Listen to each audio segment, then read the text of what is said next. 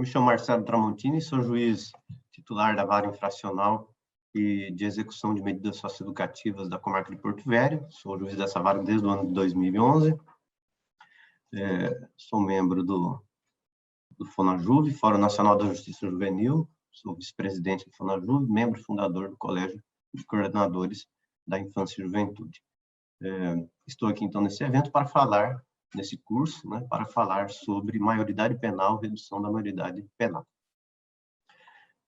Iniciando, então, minha fala para essa aula, o tema, então, da definição da idade penal para início da imputabilidade penal encerra discursos cada vez mais acalorados no nosso país, no Brasil. Pode-se dizer, sem risco de errar, que esse tema virou um verdadeiro dogma, entre duas correntes de pensamento antagônicas. Aquelas pessoas que querem a manutenção da maioridade penal a partir dos 18 anos, como é atualmente, e os que defendem sua imediata redução, seja para 16, para 14, até para 12 anos de idade.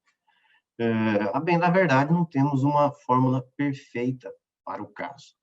Temos argumentos razoáveis em ambos os sentidos. É um equívoco imaginar que um lado está completamente certo e outro lado completamente errado. É preciso reconhecer que há argumentos válidos em ambos os sentidos. Pessoas inteligentes, pessoas preparadas, pessoas cultas, defendem a redução da maioridade penal. E, do mesmo jeito, pessoas especialistas, pessoas mais conhecedoras dos direitos da infância e da adolescência são contrários a essa redução. O problema é que, por vezes, o debate se torna um tanto sectário e dogmático. E pessoas, formadores de opinião no país, pessoas, inclusive da área do direito, acabam se desentendendo e se distanciando. E o debate a respeito do tema não se complementa. Aqueles que são favoráveis à redução, em sua maioria, e aqueles que são contrários à redução, em sua maioria, não conversam entre si. E se perde muito com isso. Penso que é preciso que esse debate seja travado com argumentos científicos, respeitando-se as opiniões de cada um, e que seja feito no nosso Congresso Nacional. Observo que no direito comparado se nota que a idade para início da responsabilidade penal varia de país para país. Deixando de lado radicalismos, dogmas, é lícito afirmar que a definição da idade mínima para início da imputabilidade penal deve levar em conta os aspectos culturais e sociais de cada país, e especialmente a particular condição do adolescente como pessoa em desenvolvimento. No Brasil, a idade mínima é 18 anos, o marco etário, aliás, que vem sendo seguido pela maioria dos países. Eu, particularmente, acho que, de acordo com a atual situação do país, reduzir a maioridade penal é algo realmente sem o menor sentido, sem o menor cabimento. O sistema penal brasileiro está indiscutivelmente falido, não há vagas nos presídios nem para os atuais condenados, e muito menos para os mais de 300 mil mandados de prisão pendentes de cumprimento, segundo os dados do CNJ. Se reduzirmos a maioridade penal, um sistema penitenciário já em colapso receberia quantidades maiores ainda de condenados. A equação, que já não fecha, ficaria como, então? Trago aqui um slide,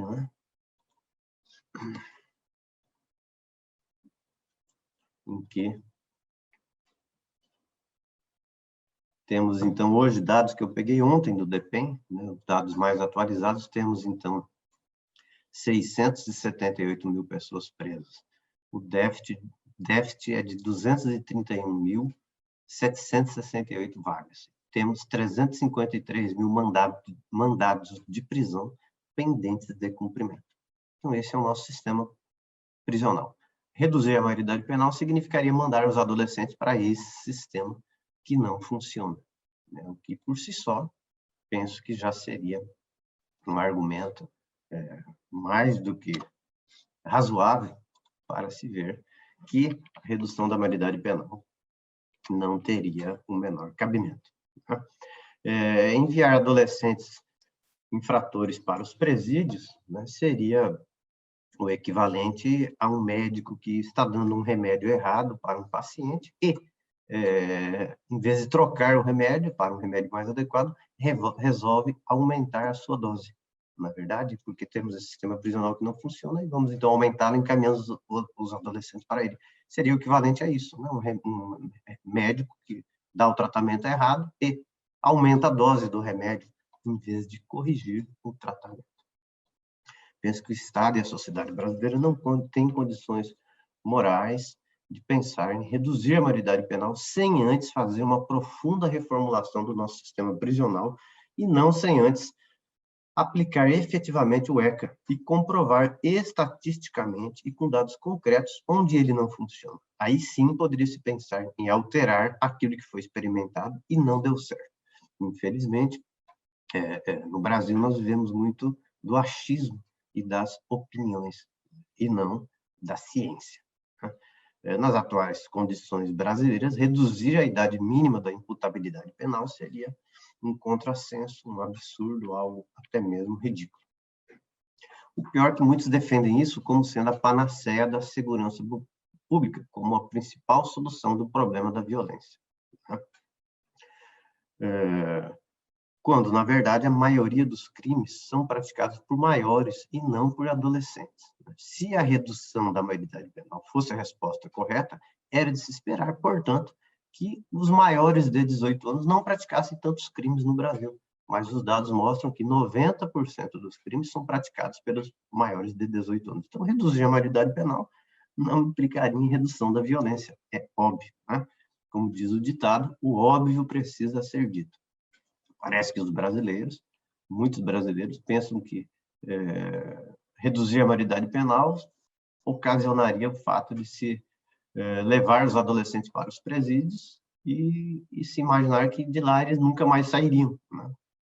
Quando sabemos que depois de poucos anos eles serão liberados de tais presídios, talvez até mesmo antes dos 3 anos previstos no ECA. Como então esses adolescentes sairiam desse sistema prisional?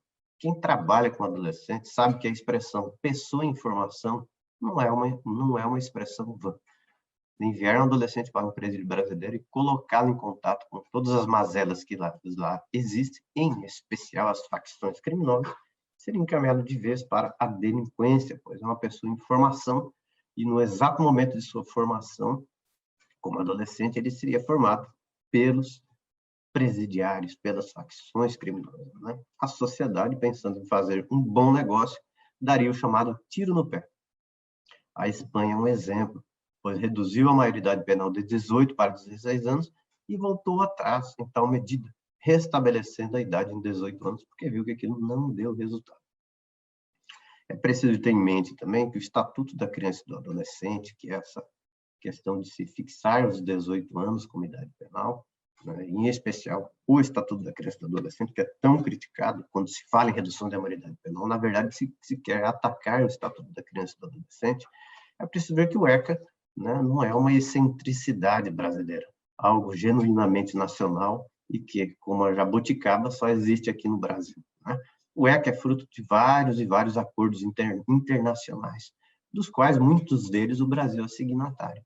Acordos estes que têm como base documentos elaborados por especialistas da área de criminologia e de adolescência no mundo afora, né?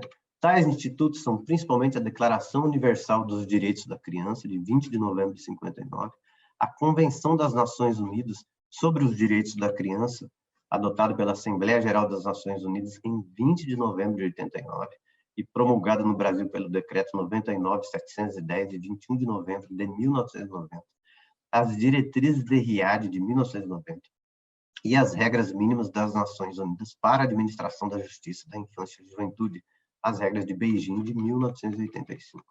Né?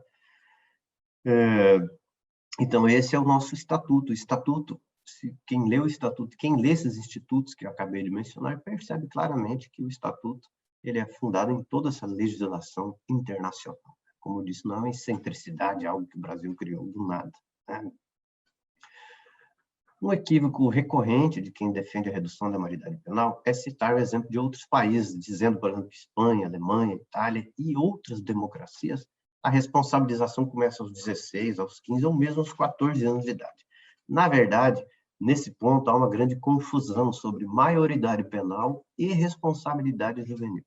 A imensa maioria dos países civilizados e democráticos fixam o início da imputabilidade penal aos 18 anos ou mais.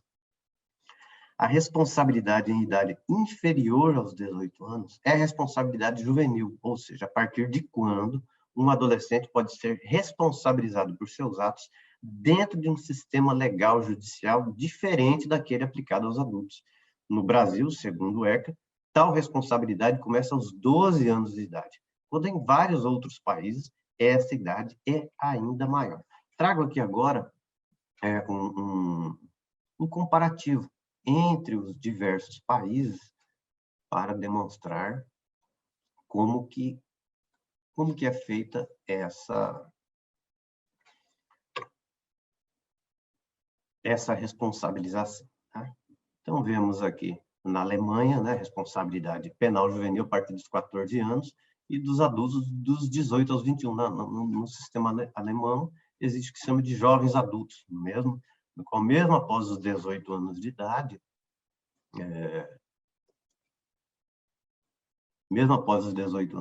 é possível ainda aplicar o sistema juvenil.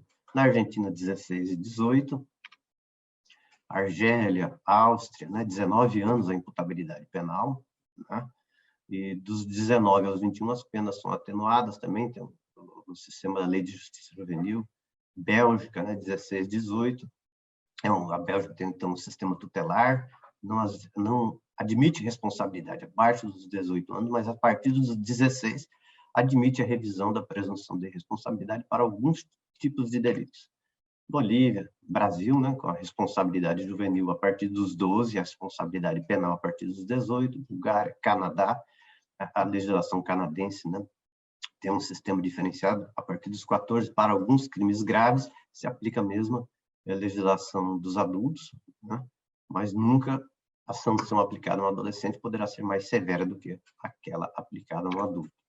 Colômbia, que tem um estatuto, uma legislação muito parecida com o nosso Estatuto da Criança e do Adolescente, recentemente passou por uma grande atualização da legislação da Colômbia, né? Chile, China, né?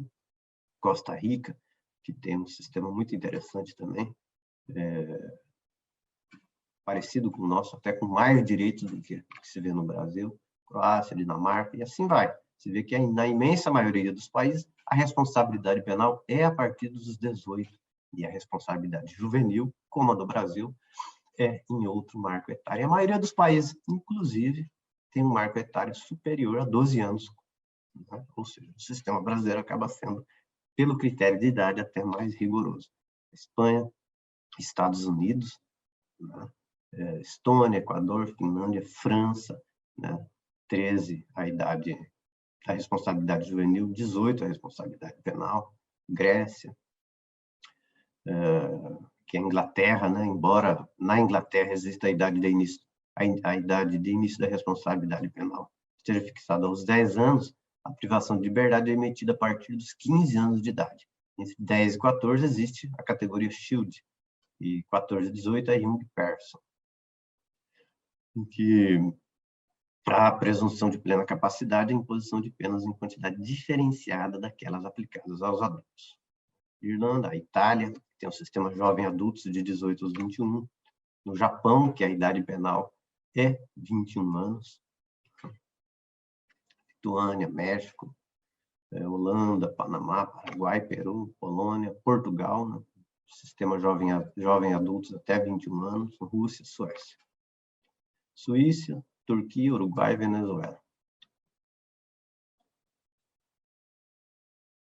Então, vemos que essa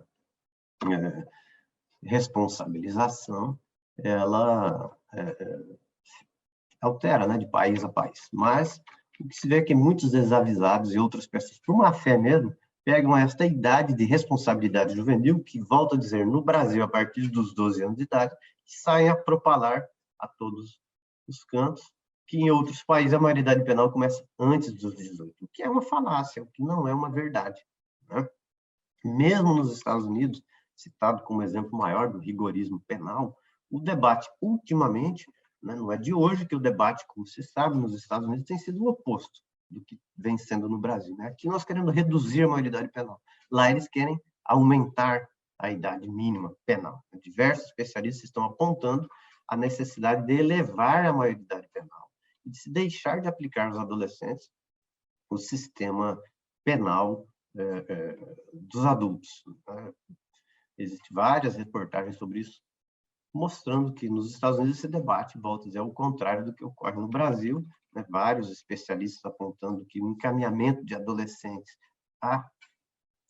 ao sistema prisional norte-americano é um desserviço, está ocorrendo, se constata um aumento significativo da delinquência juvenil daqueles jovens que são encaminhados ao sistema prisional, diferente de jovens que são encaminhados a um sistema juvenil, um sistema de encarceramento juvenil parecido com o nosso. A possibilidade de recuperação é muito maior do que se encaminhar adolescentes ao sistema prisional norte-americano, né? O debate nos Estados Unidos é grande, né?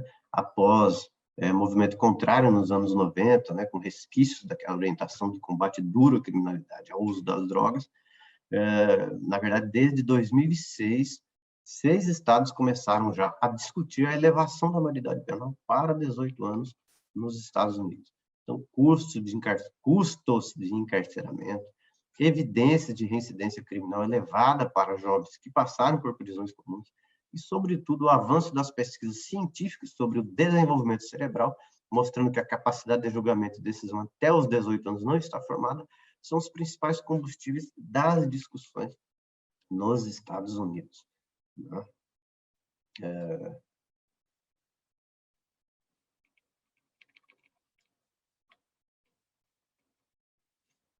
Um outro argumento forte, né, daqueles que defendem a redução da maioridade penal, é a afirmação de que a sociedade evoluiu muito, que os adolescentes de hoje são muito mais avançados do que aqueles da época do Estatuto da Criança e do Adolescente, ou da época quando se definiu, né, a responsabilidade penal no Brasil aos 18 anos, o que não foi feito pelo Estatuto, que isso já vem de longa data no país, longa tradição, né, nosso Código Penal já fixa isso há muito tempo.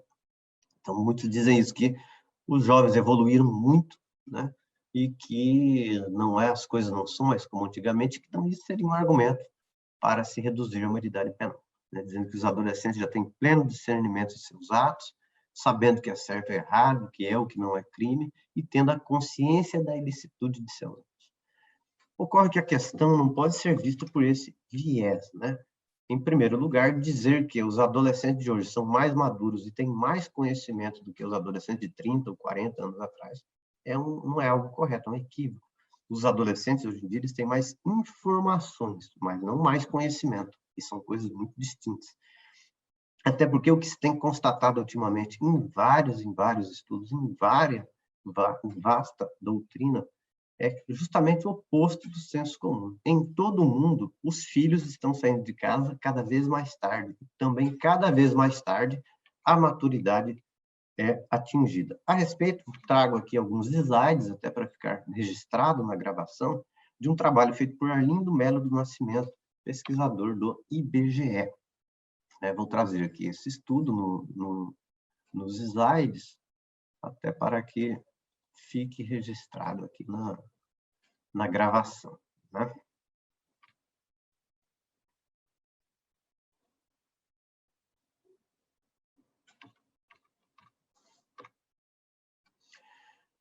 Então, aqui, o estudo trata disso, justamente, demonstra esse estudo do IBGE, que a maturidade está sendo atingida cada vez mais tarde, né?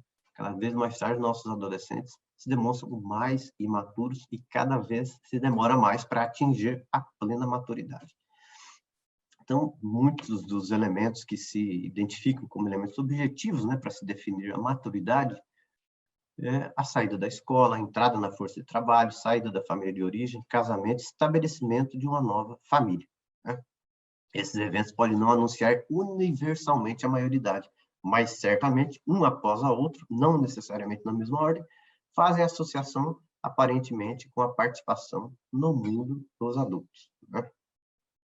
Então, podemos não ter uma opinião unânime sobre quando e como alguém atinge estado de adulto na sociedade. Tornar-se um adulto envolve uma série de mudanças que movem os jovens de um estado de dependência econômica paterna para uma independência econômica, bem como da participação na família de origem para o estabelecimento de uma nova família de procriação. Então, nas famílias atuais, em diversos países, né, a transição da juventude para a vida adulta vem acontecendo, de modo geral, cada vez mais tarde, com restrições crescentes e exibindo uma alta heterogeneidade de comportamento.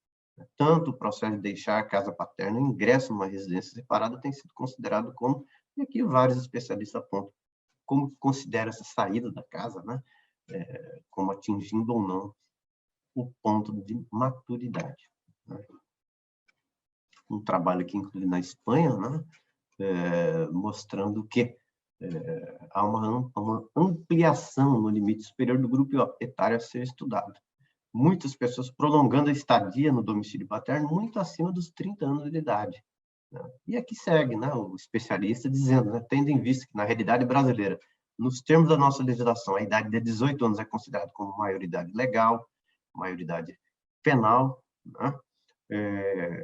Temos ainda o Estatuto do Idoso, que define como idoso aquela pessoa de 60 anos ou mais. Então, podemos considerar como filhos adultos os indivíduos com a idade entre 18 e 59 anos, e que foram identificados como filho ou enteado em relação ao responsável pelo domicílio. A escolha do corte etário ajuda a traçar um perfil diferenciado dos filhos adultos por ocasião da análise desses grupos, visto que pessoas com idade entre 18 e 24 anos ainda trazem muitas características da juventude, estão na idade de frequentar a universidade e estão iniciando o processo de transição para a vida adulta. Pessoas com idade entre 25 e 39 anos deveriam estar consolidando essa transição para a vida adulta. E pessoas com idade entre 40 e 59 anos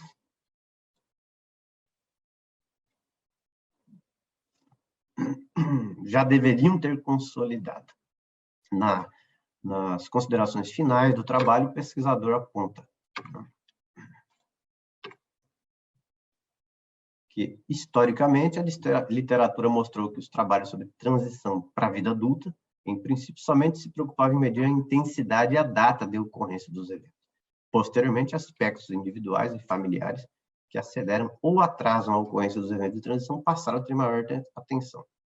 Outro fator que, ao longo do tempo, o padrão dos eventos de transição, como apontado, passou de basicamente masculino para um padrão atualmente semelhante por sexo, né?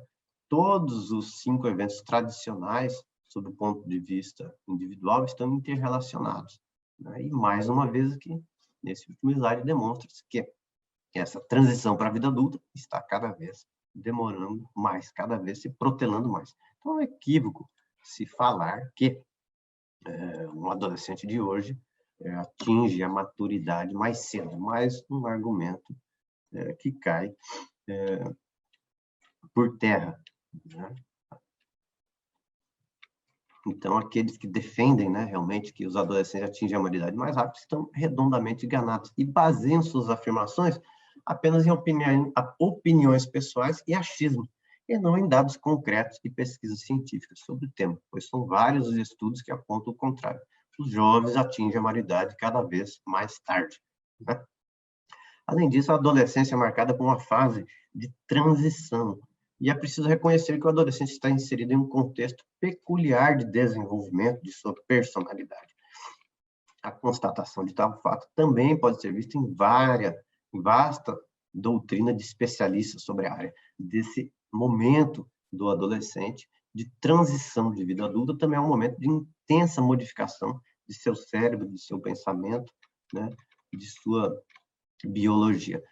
Vou deixar mais alguns slides aqui registrados também para o trabalho, para quem tiver interesse em se aprofundar no assunto a respeito dessa questão, dessa mudança que pela qual passa, né, o adolescente. E que outro aqui para apresentar o slide.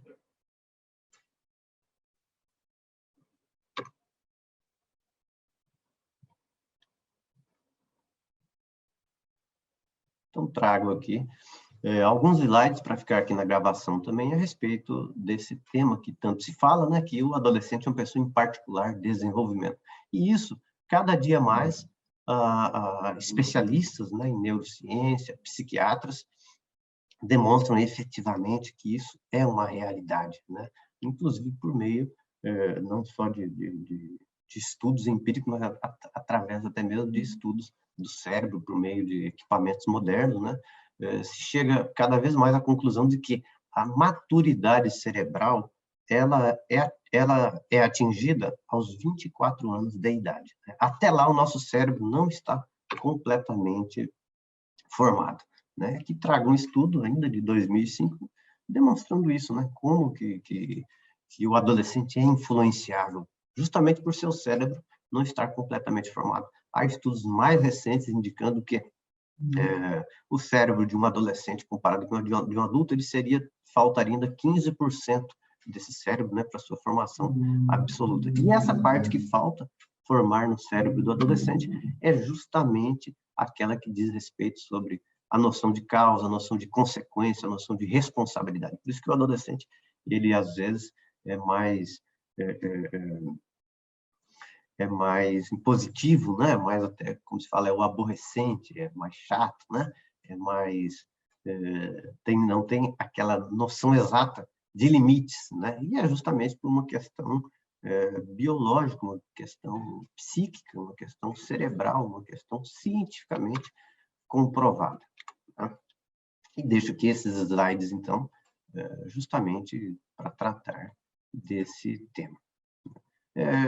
Seguindo aqui com essa minha explanação sobre o tema, né, passando essa fase, essa questão de se atingir a maturidade, a questão cerebral do adolescente, além disso tudo, né, nós também temos a questão da própria reincidência em relação a adolescentes, né?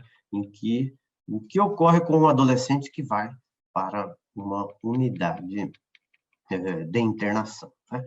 E nós temos estudos do CNJ apontando que a reincidência do adolescente que cumpre uma medida de internação, ela é muito menor do que a dos maiores de 18 anos. Isso tem a ver com esses dois estudos que eu apontei aqui atrás, em especial essa que mostra que o adolescente é, de fato, uma pessoa em particular estado de desenvolvimento. Então, quando você encaminha um adolescente a uma unidade de internação, embora, né, nossas unidades de internação não sejam ainda aí um exemplo, né, no cumprimento de medidas socioeducativas, mas nem se compara com o sistema prisional. As unidades de internação, em tese, né, deveriam ter equipes técnicas, psicólogos, assistentes sociais, pedagogos, para acompanhar esses adolescentes. Embora esses quadros, né, não sejam tão efetivos nas nossas unidades, a deficiência nem se compara com o sistema prisional. E ainda assim, o nosso sistema socioeducativo, nossas unidades de internação, mesmo com todas as suas deficiências, dando essa atenção ao adolescente, identificando esse adolescente como uma pessoa em particular estado de desenvolvimento, conseguem fazer com que boa parte desses adolescentes não voltem a reincidir. O CNJ tem estudos a respeito, né? Foi feito um estudo em São Paulo que identificou que a reincidência entre adolescentes, tá, junto à Fundação Casa, estava na ordem de 20%. E já em relação aos adultos, há muitos estudos que apontam que a reincidência do maior de 18 anos pode estar na casa de 70% a 82%. Então, realmente, parece não ser nada razoável, né, você tirar o adolescente de um sistema socioeducativo que, a par de suas deficiências, é um sistema que consegue recuperar parte considerável desses adolescentes, cerca de 80% deles, e encaminhar esses adolescentes a um sistema prisional que faz o oposto, né, em que 80% das pessoas que vão para o sistema prisional, acabam reincidindo, né? Claro que quem perderia com isso seria a própria sociedade, né? Seria muito mais lógico e racional investir na melhora do sistema socioeducativo, para que os índices de reincidência caiam ainda mais e em todos os estados da federação, né? E não encaminhar os adolescentes para um sistema prisional totalmente falido, né? Vou fazer mais uma apresentação aqui para registro, porque eu mencionei um estudo do CNJ junto à Fundação Casa, né?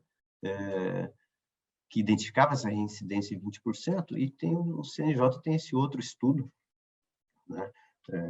Para quem tiver curiosidade, reentradas e reiterações infracionais, um olhar sobre o sistema socioeducativo e prisional brasileiro, né? Em que se faz um panorama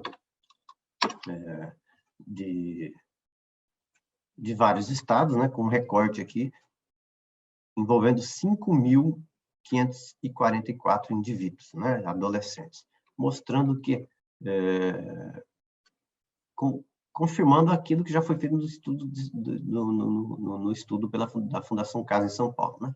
Identificou-se uma reincidência de 23,9% dos adolescentes. Contudo, se considerar um novo trânsito em julgado de uma nova sentença contra esse adolescente, a taxa de reiteração em ato infracional cai para 13,9%, ou seja, é muito baixa comparado com o sistema prisional. Esse mesmo estudo também indica uma reincidência mais baixa do que aquela que eu indiquei, né? Alguns estudos que indicam até 80%. Mas, mesmo assim, aqui indica uma reincidência em relação aos adultos de 42,5%, ou seja, mais que o dobro, e se levar em consideração os 13,9% em relação aos adolescentes, é absurdamente maior a reincidência, né? O próprio estudo aqui indica isso, né? Que o sistema socioeducativo tem demonstrado mais eficiência, né? E se mostra um sistema muito mais lógico. Tamanha disparidade, né? Um forte indicador de que a expansão do sistema prisional para a parcela do público atualmente alcançado pelo sistema socioeducativo pode agravar os níveis de criminalidade do país, sem dúvida nenhuma. Isso é uma coisa até lógica, né? Se você tem uma reincidência muito maior no sistema prisional, e se você mandar os adolescentes para o sistema prisional, é óbvio que os níveis de criminalidade vão aumentar. Fica aqui o registro desse estudo também. Então, é mais um argumento, né, fortíssimo, inclusive, para contrário à redução da maioridade penal. Por fim, também digo que fixar a idade penal em 18 anos é uma tendência mundial. Vários estudos da ONU apontam que a imensa maioria dos países democráticos utilizam esta data como limite mínimo para início da aplicação do sistema penal de adultos, né? Como já mostrei no quadro comparativo acima. Reduzir a maioridade penal também não reduz a violência. Há vários estudos, vários especialistas, inclusive da ONU, né, inclusive da Unicef, apontam que o quê? Cerca de 10% dos crimes são praticados por adolescentes. A maioria dos crimes são praticados por adultos, né? E não por adolescentes. Não há, enfim, nenhum estudo sério apontando que rebaixar a maioridade penal reduz a violência, né? Temos vários exemplos do oposto, né? De que aumentar a idade penal faz bem a um país, né? Como já apontei, a Espanha voltou atrás depois de ter reduzido a maioridade penal, assim como a Alemanha, que inclusive não só elevou a maioridade penal para 18 anos, mas criou um sistema misto, jovem-adulto, para a faixa etária entre 18 e 21. O Japão, após constatar um aumento da delinquência juvenil, elevou a maioridade penal para 21 anos. Então, reduzir a maioridade penal seria uma forma de premiar a incompetência de nossos gestores públicos, de nossos políticos, de nossos chefes do poder executivo, em dar condições saudáveis para crianças e adolescentes desenvolverem. Digo isso porque, se passarmos a dizer que a maioridade penal é aos 14, aos 15, aos 16 anos, ou seja, dizendo que a pessoa nessa idade já é um cidadão responsável pelos seus crimes, nós estamos dizendo que o Estado, o único compromisso do Estado com essa pessoa é encarcerá-lo, que esse adolescente não é mais problema do Estado, porque ele já é um adulto, ele já é uma pessoa penalmente imputável, então a única responsabilidade do Estado é colocar a polícia atrás dele para prendê-lo e encarcerá-lo. E é exatamente o oposto do pensamento político japonês, né? Porque lá, quando eles viram que se constatou que estavam ocorrendo mais jovens se envolvendo com a criminalidade, eles elevaram a maioridade penal. A ideia é qual? Né? Aqueles jovens precisam de uma tutela, de uma atenção estatal especial, uma atenção estatal maior. Então, vamos dar uma atenção maior a esse adolescente, ao invés de encaminhá-lo ao sistema prisional. Né? Se a sociedade brasileira realmente quer reduzir a delinquência juvenil, deve investir mais em sua infância e juventude, deve investir mais em suas crianças e seus adolescentes, dar-lhes condições para se desenvolver dignamente. Né? Reduzir a maioridade penal nada mais seria do que atacar a causa e não o efeito da delinquência. Como disse, como já falei aqui mais de uma oportunidade, vários estudos apontam que os adolescentes são responsáveis, no mundo, né, dados da ONU, que os adolescentes são responsáveis por 11,2% das infrações cometidas. E no Brasil esse percentual está na faixa de 10%. Assim, as pessoas que atacam o Estatuto da Criança e do Adolescente dizem que o adolescente já pode votar até os 16 anos, e, portanto, já poderia responder criminalmente como adulto, também estão equivocados. Né? Primeiro, volto a dizer, o adolescente é responsável por uma parcela pequena da delinquência. Não há sentido, né, em se dizer que eles, como muitos acham, as pessoas imaginam que os adolescentes são responsáveis pela maioria dos crimes, quando, na verdade, são responsáveis por 10% desses crimes. É muita coisa, era bom que não praticasse nenhum crime, né? Mas a maioria dos crimes são praticados pelos maiores de 18 anos. Então, nossa preocupação deve ser muito maior com os maiores de 18 anos. Né? Como eu ia dizendo, então, muitos defendem também que o adolescente já pode votar aos 16 anos, então já poderia responder criminalmente também, como um adulto, né? Esse é um argumento que volta e meia se vê em muitas pessoas, até pessoas inteligentes, pessoas cultas, dizendo isso. Ele já pode votar aos 16, já pode escolher os deputados, os senadores, o presidente da República, então ele já pode ser responsável criminalmente também. É um argumento bastante reducionista, né? Até porque a lei brasileira estabelece o critério etário para várias situações. Né? Vou trazer aqui, inclusive,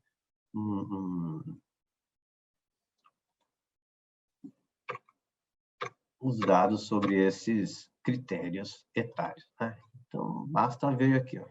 Temos 16 anos para votar, 18 anos é a obrigatoriedade de votar, 35 anos é a idade para ser candidato a presidente da República, vice-presidente e senador, 30 anos para governador, 21 anos a idade para deputado federal, deputado estadual, 18 anos a idade para vereador, 18 anos para ser responsabilizado criminalmente, capacidade civil, 18 anos a idade para adotar. Então, o critério da idade, né, de se falar que um adolescente aos 16 anos já pode votar, não tem cabimento, pois o critério etário é usado em várias outras situações também. Né? Um argumento bastante reducionista. Né?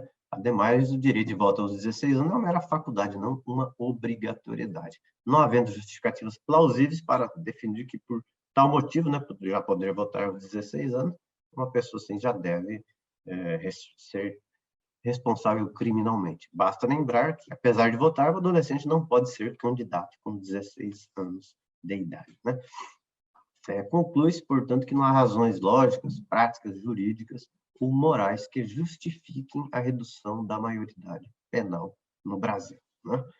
A par disso, não poderia deixar de registrar que é preciso aprofundar o debate, na verdade, sobre necessidade de ajustes, tanto no Estatuto da Criança e do Adolescente, como na lei do SINASE. Né? A questão do tempo da internação talvez mereça uma reavaliação, pois o prazo de 3 anos pode não ser suficiente para o sucesso da ressocialização em casos de adolescentes reincidentes em atos infracionais muito graves. O sucesso da recuperação de um adolescente com alto grau de comprometimento no cometimento de atos graves pode depender de uma internação mais longa, o que deveria ser objeto de amplo estudo, com forte apoio na opinião de especialistas na área de psicologia e psiquiatria, bem como na observância da experiência internacional, para melhor adequar a questão à realidade brasileira. Na Alemanha, o tempo de internação pode ser de até 10 anos. No Canadá, 5 anos. Na Costa Rica, 15 anos. No México, 5 anos. No Panamá, 2 anos. Não temos, portanto, uma regra exata de tempo máximo de internação, né? E o nosso prazo de 3 anos, hoje, em muitos casos, eu digo isso como um juiz de infância e juventude já há muitos anos, vendo isso na prática, no dia a dia, vejo que essa idade, esse tempo de internação hoje, entendo que não é razoável. Em muitos casos, precisaria, sim, ser aumentado. A problemática da delinquência juvenil não pode se resumir a um debate sectário ou dogmático, mas jurídico, científico. E volto a dizer, muitas vezes fica um debate realmente sectário e dogmático. Aqueles que querem redução a qualquer custo e aqueles que acham que, muitas pessoas parecem que acham que o Estatuto da Criança e do Adolescente foi uma lei que Deus entregou para Moisés e é uma lei que não pode sofrer nenhum tipo de alteração. É esse radicalismo no debate que prejudica. O ECA é uma lei muito boa, uma lei muito técnica, mas que precisa, sim, de ajustes. Para muitos casos, por exemplo, quando um adolescente mata outro adolescente dentro de uma unidade de internação, né? Quando ele está ali próximo dos 18 anos de idade, é um problema sério mesmo. Isso é uma coisa que talvez merecesse um tempo maior de internação. Os casos de latrocínio, adolescentes envolvidos com facções criminosas, então, muitas situações que o ECA precisaria, sim, ser pontualmente ajustado, né? Os defensores do ECA estarão prestando um desserviço à causa da infância e juventude se fecharem um círculo que não admite o debate e que considere a lei do SINASE e o ECA como leis prontas e acabadas. Isso, na verdade, só dá argumento àqueles que são favoráveis à redução da maioridade penal, né? Por fim, eu queria aqui fechar essa minha fala, essa minha breve fala aqui, com uma última apresentação, né? Aqui do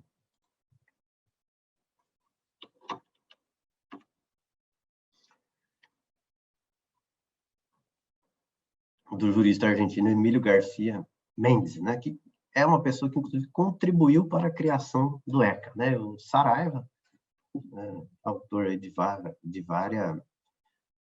vários livros, né, de vasta doutrina sobre a infância e juventude, né, um grande colega nosso amigo, traz essa fala do Emílio Garcia Marques, que é muito oportuna, né? Os adolescentes são e devem seguir sendo inimputáveis penalmente, né? Quer dizer que não devem ser submetidos nem ao processo, nem às sanções dos adultos. E jamais, e por nenhum motivo, devem estar nas mesmas instituições que os adultos. No entanto, os adolescentes são e devem seguir sendo responsáveis pelos seus atos. O Estatuto da Criança e do Adolescente se funda nisso, né? O SINASE também, na responsabilização pelo adolescente por seus atos infracionais. Então, essa ideia que às vezes se traz de que culpar a pobreza, né? Colocar a delinquência juvenil como uma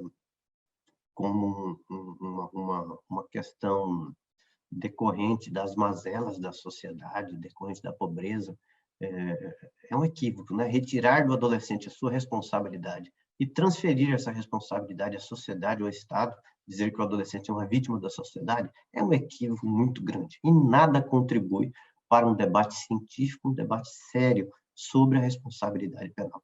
A responsabilidade juvenil, a responsabilidade de um adolescente entre 12 e 18 anos, ela deve ser baseada na ciência, né? Ela deve ser baseada na psiquiatria, na psicologia e nos fundamentos jurídicos ora apresentados, mas não em um debate dogmático, um debate ideológico, né, de vitimização desse adolescente. Ele deve ser responsabilizado na medida de sua condição especial. E aqui, bem, Garcia Mendes traz isso, né, que é um verdadeiro desserviço que se presta aos adolescentes se jogar uma responsabilidade social, né, tirar do adolescente a responsabilidade pelos seus atos. E contribui, inclusive, para múltiplas formas de justiça com as próprias mãos e que a gente vê, infelizmente, no dia a dia das varas da infância e juventude, muitos adolescentes sendo assassinados, né? Justamente com essa ideia de fazer justiça com as próprias mãos. Quando não se vê que esse adolescente é convenientemente responsabilizado, pode a sociedade vir a responsabilizá-lo de uma maneira muito mais drástica, né? Infelizmente, a gente vê isso ocorrendo. O que mostra, volto a dizer, o ECA é uma lei espetacular, a maioridade penal deve continuar como é no Brasil, mas esse trabalho com o adolescente e a nossa legislação precisa de uma adequação à nossa realidade. Enfim, são essas as contribuições que eu teria aqui a trazer a respeito da redução da maioridade penal. Agradeço a oportunidade e espero que essa aula tenha algum proveito para aqueles que a irão assistir. Bom dia a todos.